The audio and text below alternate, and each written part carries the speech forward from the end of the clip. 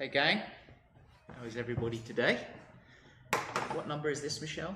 Number 6. Number 6, Q&A number 6. I want to start by saying thank you to everyone who has sent very kind comments and who is helping us build this amazing platform, this channel. I'm having such a good time talking to you all and communicating to you all and hearing feedback. Here's to cutting out the middleman and just speaking direct to the people. This dream of mine coming true. So we're in my studio as usual. You probably see a few different things today. On the floor is a project, my next big project, which is my next book, which will be all about Greece. And it's a 40-year project. So this is how I always do my books. I lay out all the images on the floor, we cut them up and move them around, and seeing the whole project laid out helps me understand it in many different ways as individual pictures, but then you get a sequence and then you get to see the whole kind of structure of the story. So we might show them a little bit later, Mike, when we do a, what do you call it again? A field trip. Mike's field trip. So I've got Mike here, I've got Michelle here, Pauli, my daughter, over there in the background, representing the next generation. So all good. And Michelle, have you got any questions you want to start with, or shall I just start with what's in my head today? Let's see, we don't have any live questions that have come in yet, but obviously everyone out there listening, please do send those in. Yes, send in your questions. Up to you. I mean, we can take a question that we have received previously, or maybe we'll just dive in with what's on my brain today. Yeah, cool. As you can probably see, I am wearing an Oasis hoodie. I am a huge Oasis fan and have been since the very beginning. I was part of the same generation, and in London they really represented something. Well, in England, when we were all starting, there was a sort of defiance and self-belief. Great Britain at the time was not feeling very great. We'd had years and years of malaise and everyone seemed depressed, and culture was very much sort of pushed down. I remember going to a fashion show in 1990,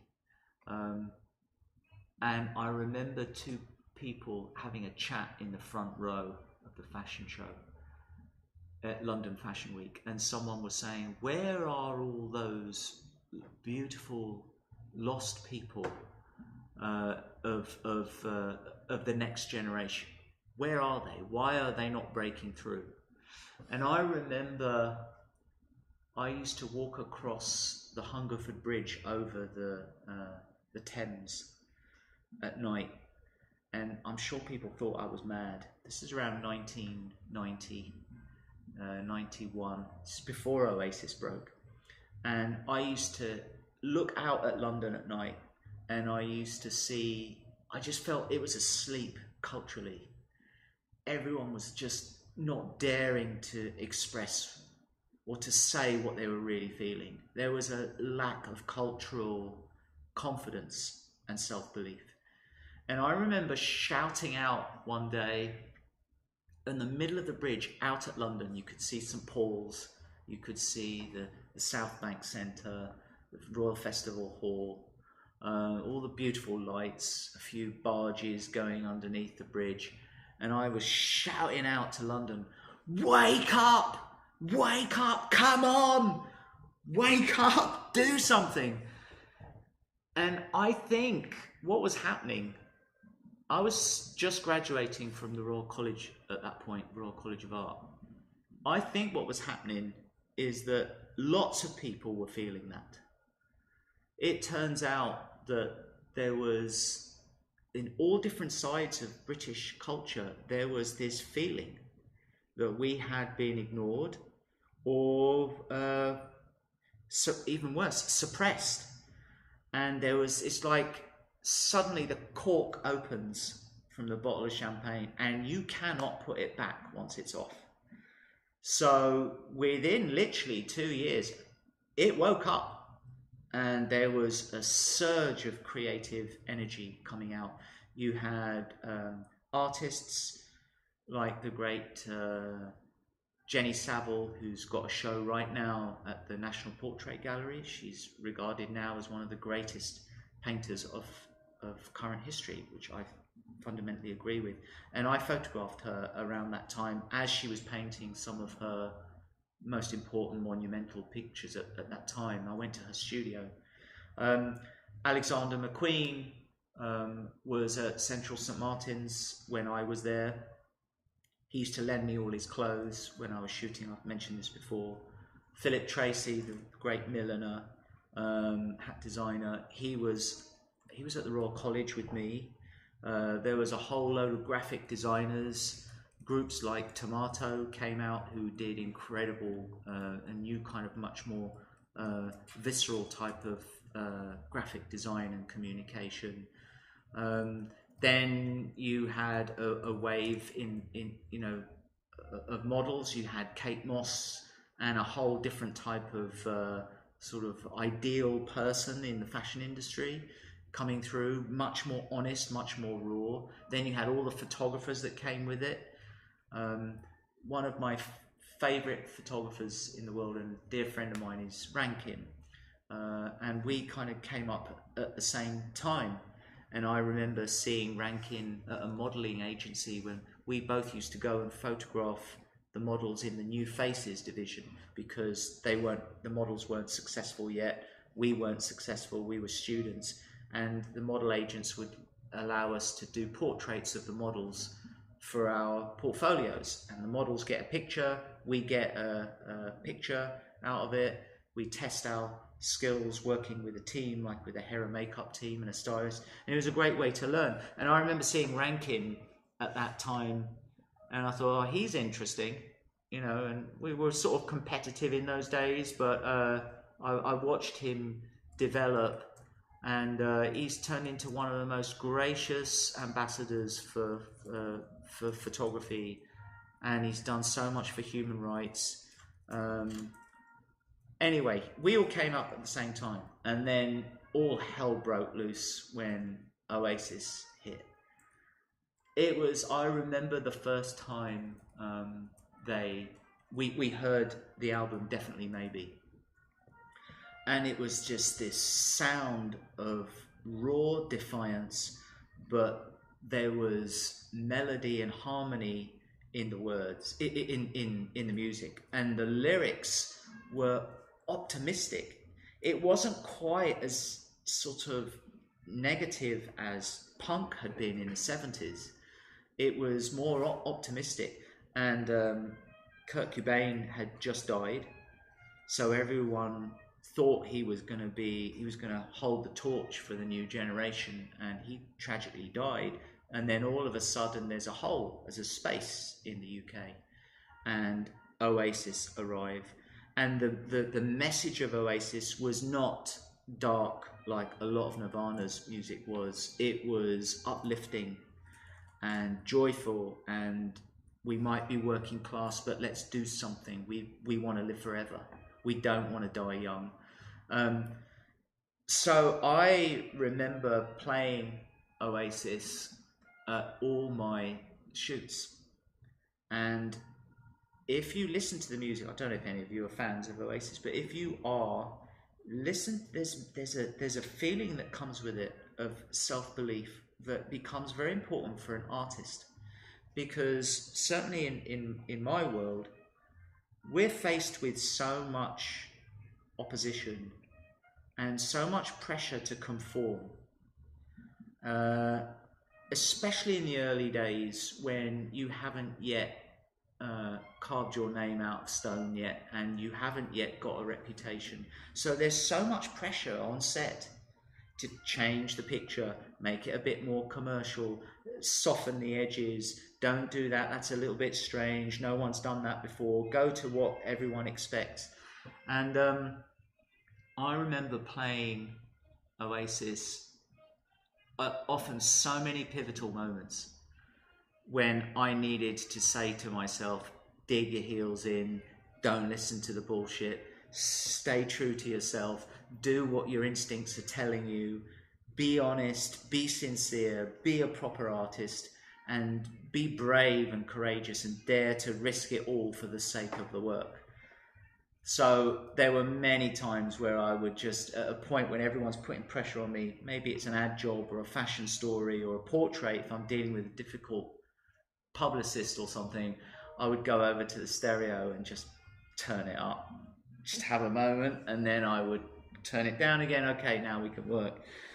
And so when they broke up, I was devastated 16 years ago, because I mean, obviously Liam and Noel were the magic of Oasis, and it was their togetherness as brothers, but it was also the volatility that this thing could implode any minute that made everything so exciting.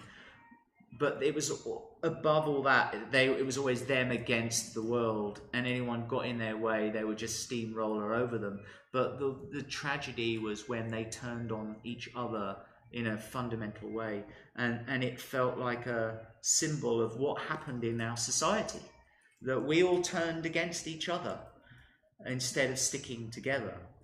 And when I finally got news that they were getting back together, which I never thought would happen, and they were actually doing a gig or a series of gigs, I went nuts. So my poor wife, I made her stay up all night long to get tickets. We got tickets. We went to see them in Wembley 2 weeks ago. Polly? A week and a half ago? Yeah, 2 weeks ago. It was biblical. It was epic. It was like the World Cup final. But there's not two teams. It's all one team. That's what it felt like. And the audience was louder than the band. And Oasis are loud. You had people my age, you had my daughter's age there, and everyone in between. We'd grown up with it, so we were reminiscing about nostalgia of feeling optimism again, but the next generation hadn't felt that defiance in a long time. So they grew up listening to the music of their parents in the house, so they heard about all those stories about sort of fuck you kind of mentality, we're going to do it anyway.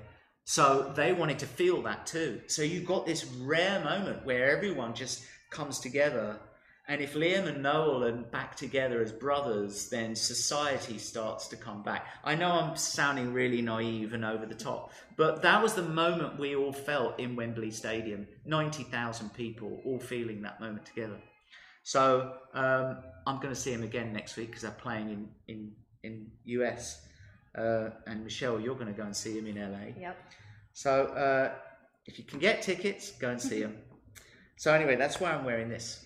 And shall we do a little field trip, Mike? Because I had an idea to see if I can find something. Sure. Yeah, and I was gonna say, I know you guys are going upstairs to your library, and Cora, who's joining us here today from Brazil, was asking if there's any art books or photo books that, as a photographer, is kind of a must see, must flip through. So while you're up there, if there's anything that I'll see what I can find for who? Cora? Cora. All right, Cora, let's see what we can find. All right, Mike, you going to come with me? I'm coming.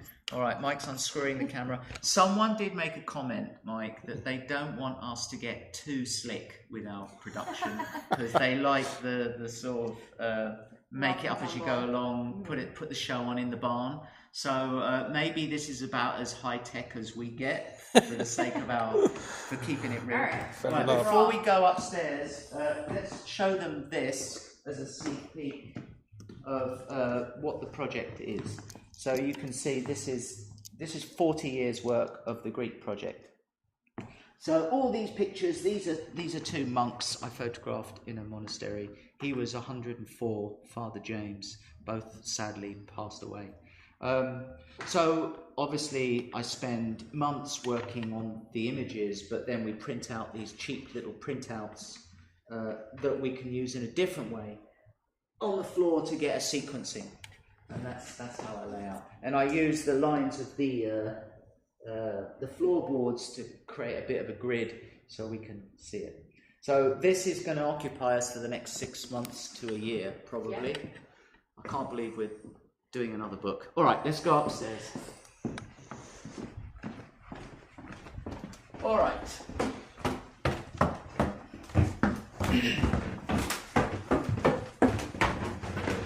So,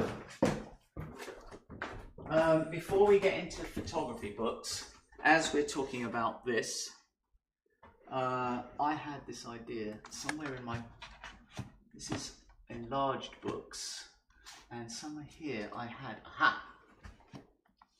Alright, this is very cool. Very rare, very cool.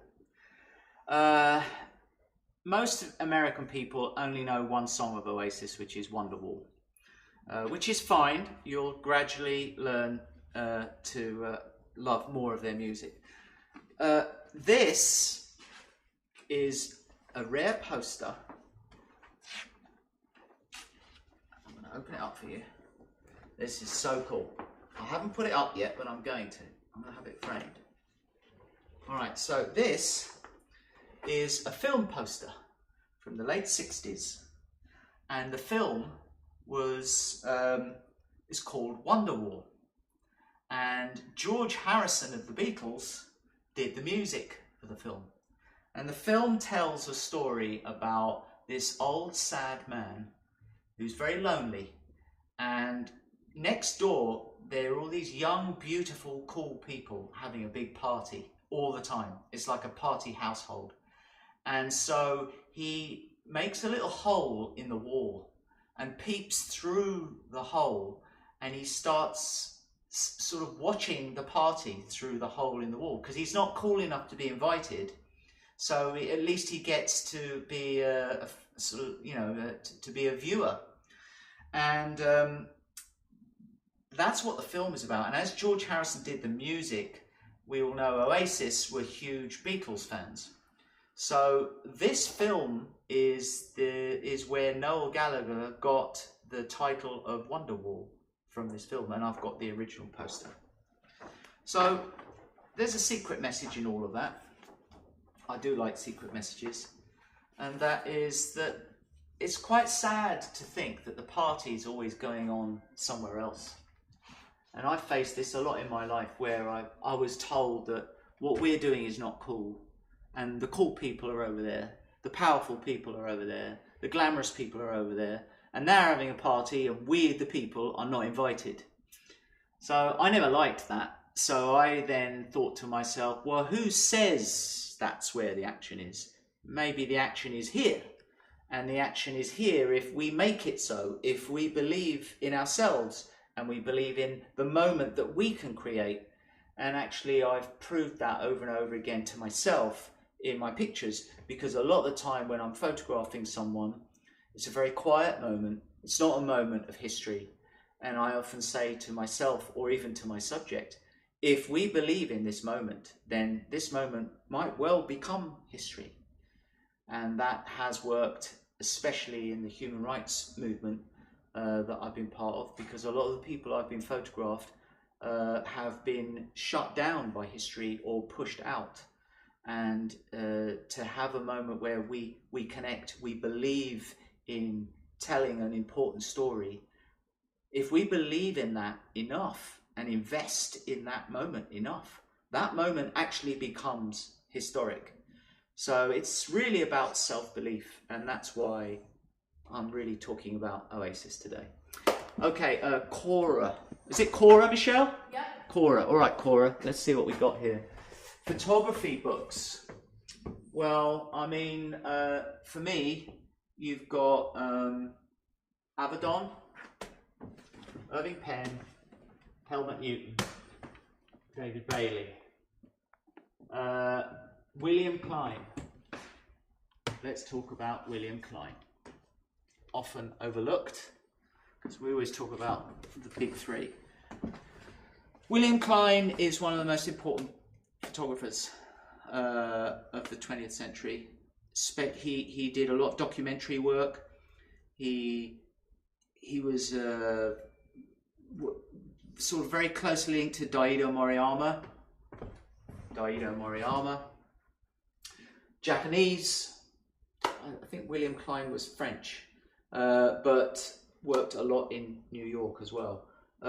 Western, sort of, and then you've got Asia as well. But they're both speaking a similar language of gritty, punchy.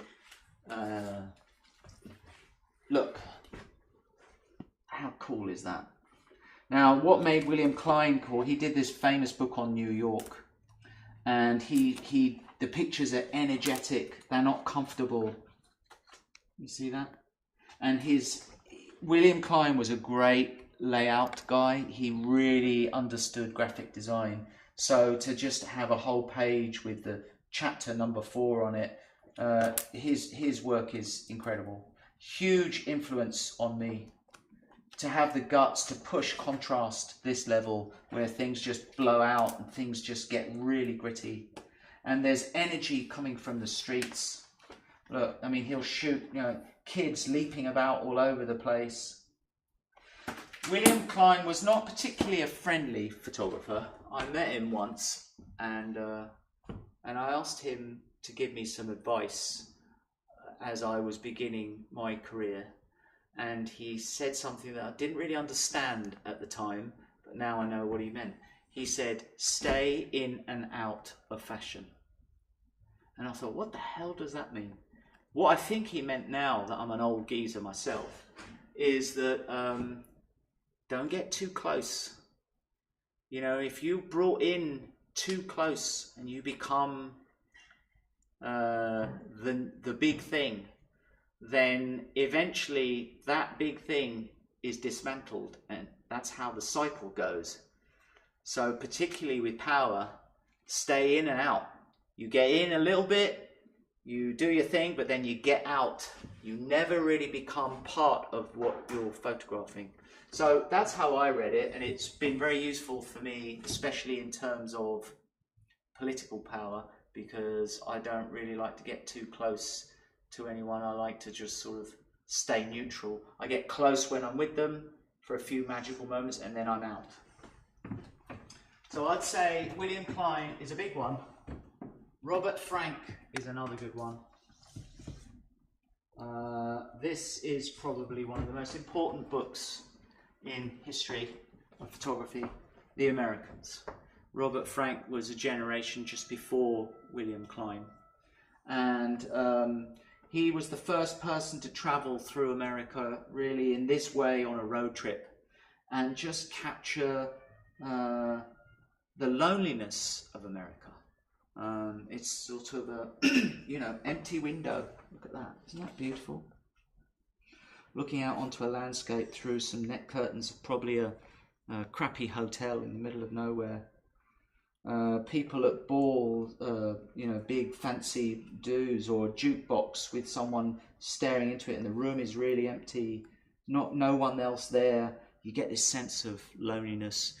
Each picture is like a little film, and a lot of filmmakers have been influenced by this guy. I mean, this speaks volumes about society in America. Anyway, so I think in time we're going to be digging really deep into all this stuff, because we could go on forever, which is what's great. So Cora, stay tuned, and we're going to be doing a lot more stuff on good photography, books. Books are everything. Come on, folks. Don't rely everything on tech. Books are something that you experience the imagery and the words in a different way. It's visceral. You can touch it, the paper, the weight of the paper, the smell of the printing, the ink, the weight of the book, the sequencing of the book. This doesn't happen online. So I know books are expensive, but we spend enough money on sneakers, and we spend enough money on other junk and smoothies or whatever it is we're spending our money on. Save some of that and start your own book collection. And let's keep books alive. All right, back down, Mike.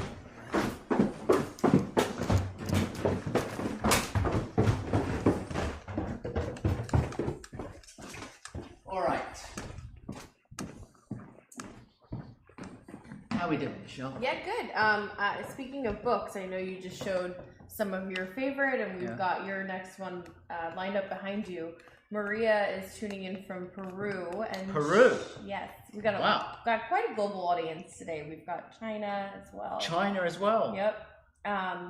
But Maria is asking if you could share a little bit of insight into your process of sequencing a book. How do you prepare?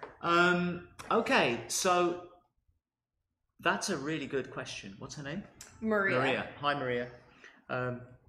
When you're putting a book together, a book is made up for me of lots of individual experiences and stories in a picture mainly. But then you've got to take all those individual elements and weave them together into a larger narrative. And how do you do that? Well, when I started my first book, Platon's Republic, do you want to grab it over there? Mm-hmm. Thanks, Michelle. I had a real, you need a structure. Like when we did this, you need a structure. You can't just have random pictures. They don't say anything. If you put all these pictures together, they can start to tell a different story. Not individual moments, but a giant narrative, like a journey. So I started looking at music to see how music is structured. And I studied classical music. And I knew how Mozart would construct the first movement of a symphony.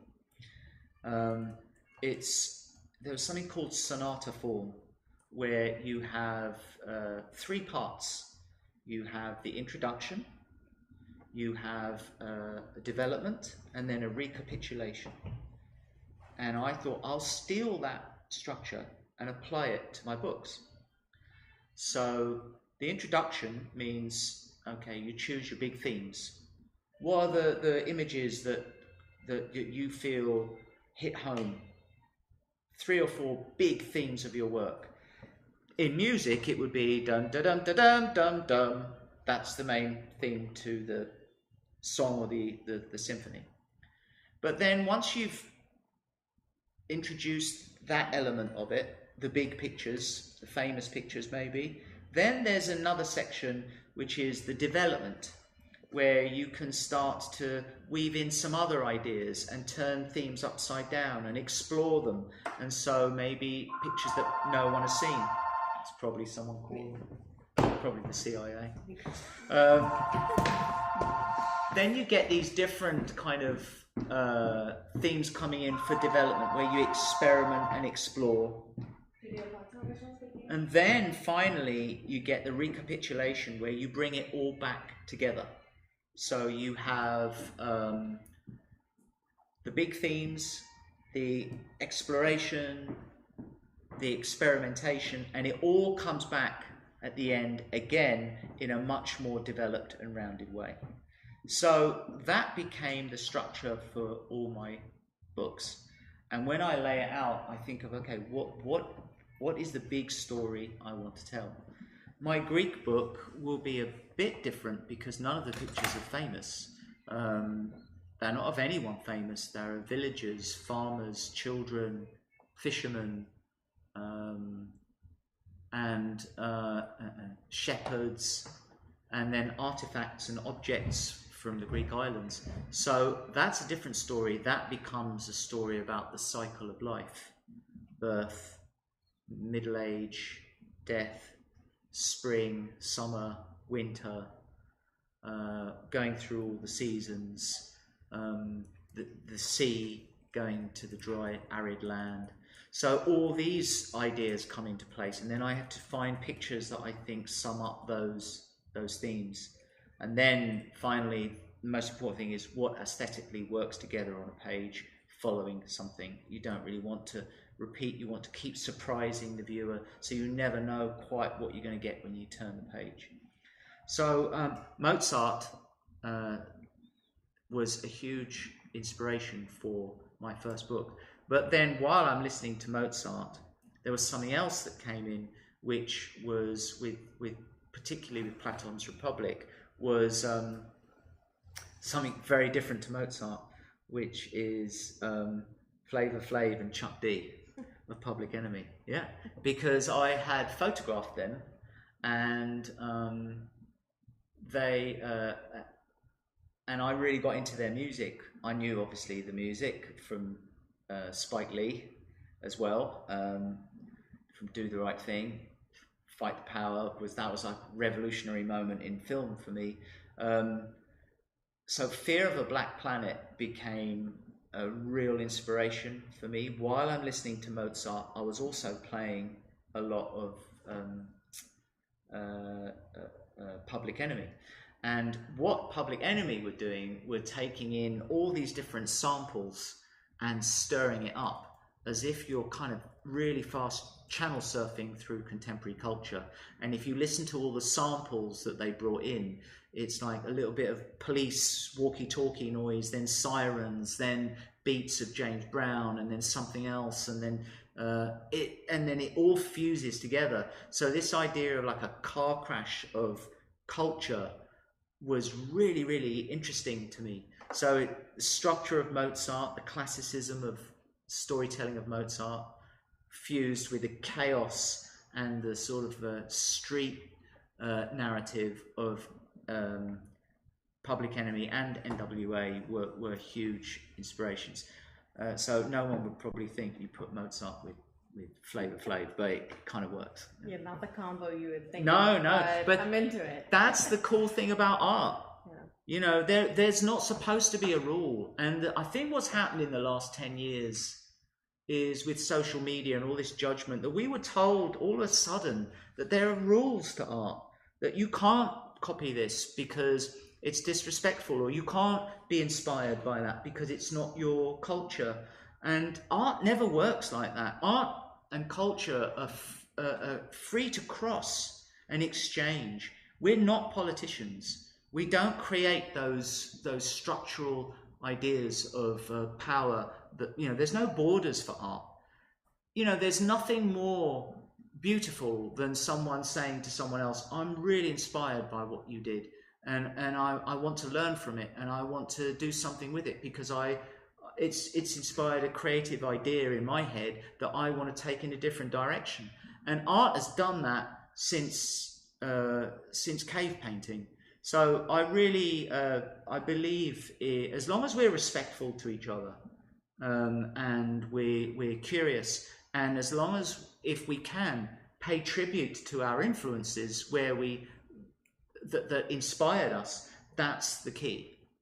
So be generous, never be afraid to say, well, it's not my idea, I actually got it from Mozart and Chuck D and Flavor Flav, and I'm really proud to have done that because they, fusing those things together, created something maybe new. So that's how art really works, and it's gone like that through history. So I believe in freedom, generosity, but respect, and you do have to be respectful for your sources, where they came from, and celebrate them. Next. Yeah, cool. Before we take the next question, I just wanted to shout out to Joseph Silva for the joke. When the phone rang, he said, "Oasis is calling." All right, here's the thing. I have not photographed Liam or Noel. I haven't photographed Oasis, and I haven't photographed Paul McCartney. And I swear to God, if I ever get them, I'm going to retire. That's it. There's the end. There's nothing else after that. But it's never happened. And so it's nice to know that there's something that I really, still really, really want, as much as I wanted back in the day. So if you're listening, boys, give us a call. I'll look after you. Actually, paying tribute to Rankin again. Rankin photographed Oasis, and the pictures are fantastic. So I'm very, I'm not jealous of Rankin because he's my friend, so you can't be jealous of a friend. But I respect him so much. He nailed it. Yeah. And I wish I had the chance. We'll get there, yeah. But Rankin did a beautiful job. Love you, Rankin. Cool. Well, shifting to a bit of your photography more, we've got Abram here from Mexico. He sent in a kind of a three-part thing here. So he says, he's a true believer that in order to receive, one must give something too.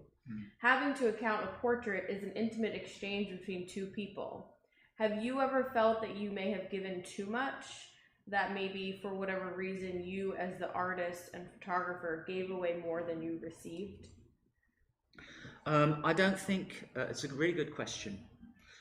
I don't think it's something you can measure.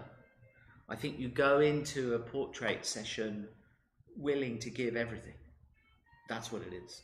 What you get back, it may be nothing, it may be everything. It may be more than you gave, or it may be intimidating and hurtful what you get back, especially when you reach out with the open hand of friendship. You are vulnerable, but I don't think it's something that you measure. It's you just go into it saying, I'm giving everything. I'm going to do my best. And then whatever happens is going to be what makes the picture. And some of my sessions have been quite brutal, where I went in really wanting to reach out, to be kind, to be respectful, and I really laid myself bare. And the response was brutal, harsh, rude, offensive. But I realized I'm not reaching out to for an exchange. I'm reaching out to stimulate any response, and the response I get is the true response of my sitter. So with that said, it doesn't really matter what the response is. It might not be pleasant if you don't get something back, but you're not doing it for social reasons. You're doing it for the work. And if you get a response back that informs the work in a particular way, in an authentic way, then that's sometimes worth more than having a great time. Other times, of course, people have been so generous back that it devastates me with their courage, especially, like we talk about human rights a lot, especially in human rights issues, where the person I'm photographing has lost everything, and yet they still want to reach out to me, and I'm sure they're frightened of me. I'm sure they're frightened of sitting for me because of security reasons, or whatever the reason may be. So I've been deeply moved by other situations where it's been flipped. I'm not the vulnerable one. I went in thinking maybe I was, but I was not. My subjects are actually much more vulnerable than me. So I really think we go in with generosity, stimulate a human, authentic moment, and try our best to record that in an honest, beautiful, accurate way. And that's what we're doing here, folks. It's really important to document responses between two human beings, and to do it in a way that we try to be as truthful as possible. Hope that answers the question. Yeah, I think so. So going back to the Greek project that's behind you, Marcelo was wondering if there's going to be an exhibition alongside the book. Yes, there is. We are planning a big museum show. We haven't 100% got confirmation, so I don't want to say what museum it is, but it's big and it's very appropriate for the Greek project. So it's taken, the work has taken 40 years to make, and how long have we been trying to navigate getting a book made, getting a show? It's 10 years. I don't know how long it's. I haven't lost count. So it's an ongoing thing, but it looks like it's all starting to fall into place. The book was greenlit yesterday. We had a meeting with our publisher, which is really exciting, and we are now starting to plan the museum show for maybe end of next year. Could be as early as that. Yeah. So I will definitely share with you when. I don't want to jinx it in case it doesn't happen. So I'll share with you as I get confirmation. Yeah, I want to blow this up. Yeah. I want to blow Greece up and share that beautiful culture with the world. Especially the old ladies in the village. They're so badass, and they know more about life than all the intellectual philosophers I've had the privilege to work with. Speak to an old lady in a Greek village or an old man, and they'll tell you what's really going on. So yeah, these are the people that teach me keep it real.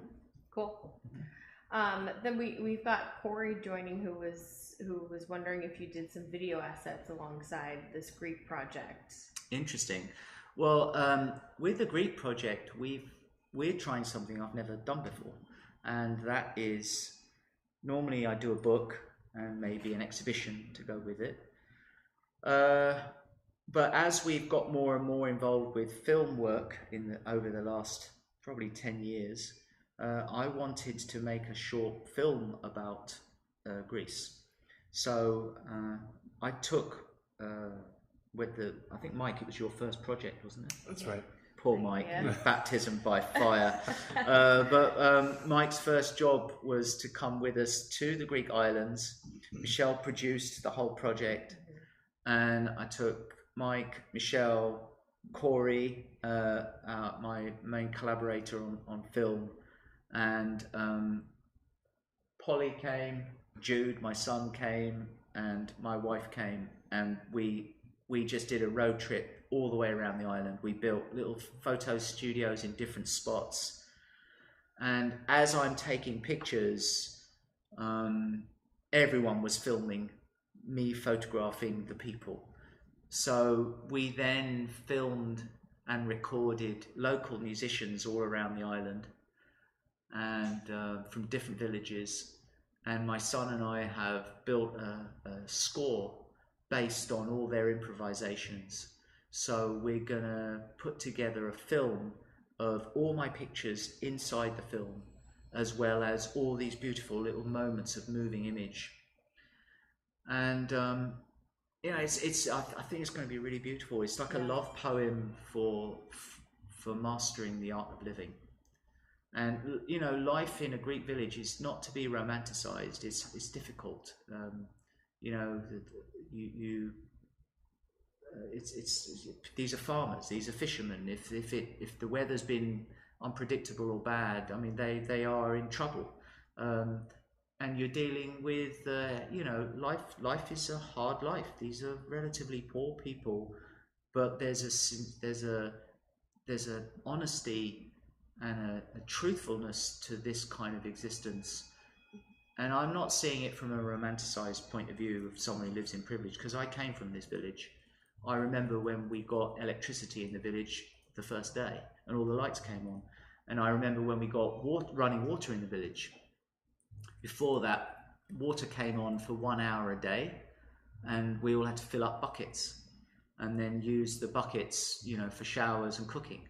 And then I remember when we got the first phone line in the post office, and there was all the old ladies who worked in the post office they're so nosy, they would listen in to everyone's phone calls. So if I'm going to make a phone call, I'd go to the post office, dial the number, pay the money, and all the old ladies are listening. So by the time I've hung up the phone, they've all whispered to their neighbours that, you know, my great uncle, twice removed, is going to make a trip from one island to the other in 3 days' time to get his foot checked out because his foot hurts.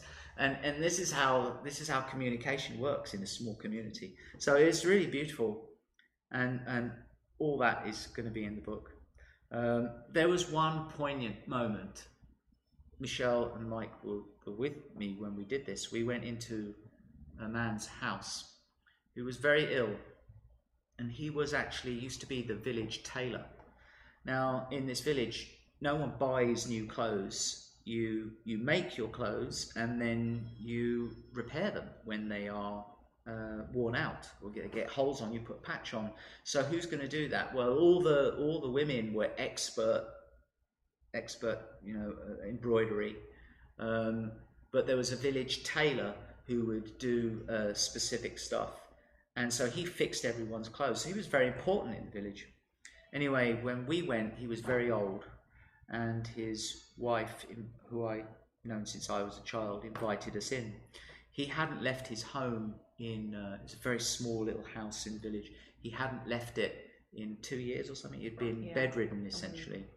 So all of a sudden, this elderly man who's really struggling with his health issues, suffering from depression because he's isolated from the world, his house is filled with like this camera crew.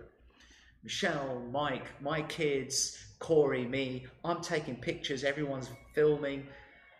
And he got so overwhelmed with joy that every time I said to him, I took a picture and I said, "It's really beautiful, thank you," he burst into tears, remember?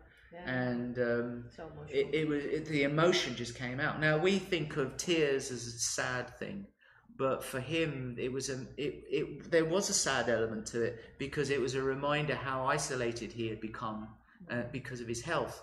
But it was also a moment of joy. Sometimes we cry because we're happy, because your home in this case is suddenly filled with young people who are excited by life, who are looking forward and enthusiastic and see the world through the eyes of wonder. And so I got a picture of him crying, and we got video of him crying, but crying for a good reason. And I remember turning to his wife, who was sitting at the edge of his bed, and she looked at me and she said, "Life is mixed." That is one of the most epic things you can say. All the intellectual stuff goes out the window. Think about what life is. It's mixed. You have joy and you have pain. You have love, you have hate. It's a mixture of all the emotions that we're capable of having and feeling and sharing. And so that's sort of the spirit of this next project. And it's nice to escape politics, and it's nice to escape fame and power and celebrity and vanity and authority, and go back to roots, culture, people, feelings, life, death, the really important things, So I'm glad I didn't do the book before, because I wasn't ready. Now I'm ready, and I've got a bigger platform, and I hope that it will be more meaningful for people. That's actually a great segue to the question that I've got here from Todd. When you've got a portfolio like this that you've been working on for 40 years, when do you know it's time to make that book? Well, that's a good question. And in Greece's case, all the old people died. I got the last donkey man. The man who walked through villages selling fruit on his donkey. When he died, and his donkey passed away, it was over. Now it turns into supermarkets. That's gone. The internet took over. So the post office is closed. The village cafe, it's called a Cafe Neon, which was really the heart of the village, where all the old men would go and pretend they're in control, when actually it's their wives that are actually in control. And so the wives called it Parliament, because they, the old men think they're all like calling the shots, debating about the world. So all these lovely things, the center of the village, the Cafe Neon, fell to disrepair, and then now it's been bought up and is now an Airbnb for tourists. So it ended because it ended. The old life is gone, and so that's I never understood that would be the end of me taking pictures. I thought it would go on forever, and I would just choose a moment when I feel I've said it all. But actually, what happened was what I was searching for finished, and so that's the end. And there's one picture. Michelle, can you find the one with the batteries that I was talking about yesterday? Where is that? Do you ever find it? There's one picture I took, which is I went to a farm. This is a long time ago, 1989, and there's this old guy, and I photographed him in his farm, and on the wall behind him he's got a picture frame with no picture in it because he didn't have a picture, but he found a frame, so he hung it on a nail. And then I noticed he had a set of, is it AA batteries, Mike? I think so. Yeah, AA batteries, which in the 80s was the Walkman batteries for your Walkman. And he had a pack of those on the wall, hung on the hook. And I said, why have you got them on the wall? He said, well, I don't know what they are, but there's a little hole in the packaging. He said they're heavy and they're shiny. And he said there's a little hole, so I presumed it's an ornament. So I hung it on my wall with other ornaments, because when you have a picture frame, you have a hole in the back for the hook. And he said, this has got a hole. It's the hole that they hang it up in shops. Anyway, he didn't realise that they're batteries. He didn't know what they were for. So I explained to him that they are for a Walkman, and he didn't know what that was. So the next day I went back and with my Walkman, and I put the headphones over his head, and you got it here? This is the picture. Can you see that? Mike, can you help me here? All right. There's the picture. Okay. It's a bit crude, but you'll get there's the frame, empty, no picture in it. This was a little thing of pins so he could sew up the holes in his shirt, and then this is the set of Walkman batteries, thinking they're an ornament. So the next day I went back, I put my headphones on his ears, and I played Mozart in the field, took him into his field, pressed play, and I didn't realise what's going to happen. I thought he's just going to go, oh, that's cool. But of course, he's never heard anything like that before, and he didn't understand what headphones even were. And so for him, it wasn't coming from his ears. It was coming from the mountains, from the landscape. And he freaked out that suddenly there's this music coming from everywhere. And he was like 90. So can you imagine being 90 years old and suddenly hearing music coming from your landscape? It's the most magical thing I've ever experienced, but it was also, I felt guilty that I had speeded up this idea of modernity killing something that's human and beautiful. So it's really a tribute to humanity. And now that so many of us are feeling a little isolated with technology, all this connectivity, and yet we seem to know less, we seem to be a bit more lonely, bit more detached from each other. We're losing our social skills and confidence with each other. We've become a bit more introverted, and it takes a lot of guts now to reach out and make friends with someone. Even making a phone call now, you have to text 5 times, can I call you in 10 minutes? In the old days, you just call, and if you interrupt someone, that's just too bad. But now it's like, to communicate is it's a big event. So this book is coming at the right time to remind us all of how important it is to be together, to reach out to each other, and to care for each other, and understand each other. So how's that? Yeah, good. I think we're kind of coming to a close. As usual, we typically leave your viewers with a little insight as to what's to come for your next film release. Okay, we got a good one coming up. One of the most beautiful people we've ever had in our studio, a man called Pauli.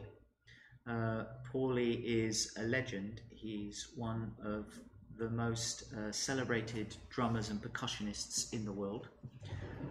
He's worked with Gorillaz, Damon Albarn, lots of different bands, but notably he worked with Harry Styles, and he was the musical director to Harry's band during that massive tour that Harry just did around the world. So my daughter, who's just walking by right now, she loves Harry, as we all do, and so when Polly heard that Pauli's coming to our studio, Polly went crazy, and he was so sweet and generous with with everybody. Big shout out to Corey, my video collaborator, my film collaborator, because it was Corey that was friends with Pauli and invited him over. Pauli is one of the most spiritual, beautiful people, and I interviewed him, talked to him, filmed him, took his pictures, and the conversation about rhythm and rhythm of life and space, positive and negative space, is so beautiful that I really hope it touches your hearts. So that's what's coming out in, what, 2 weeks? Yep, September. What, have we got a date? The 3rd will be releasing. We're thinking of doing this one on the 3rd, folks. We normally like to post on the 1st, but it's Labor Day, and you'll all probably be on the beach or somewhere nice, not at your computer screens. So I don't want to interfere with, after what I just said about Greece, to interfere with that. So give you all a couple of days off for Labor Day, and then when you're all back at your screens, I'm going to distract you from the bullshit so you can see something proper. Proud to celebrate Pauli the Great, and I hope you like the film. Cool. So with that said, thank you to Oasis. I'm going to see them again in a few weeks, which I'm very excited about.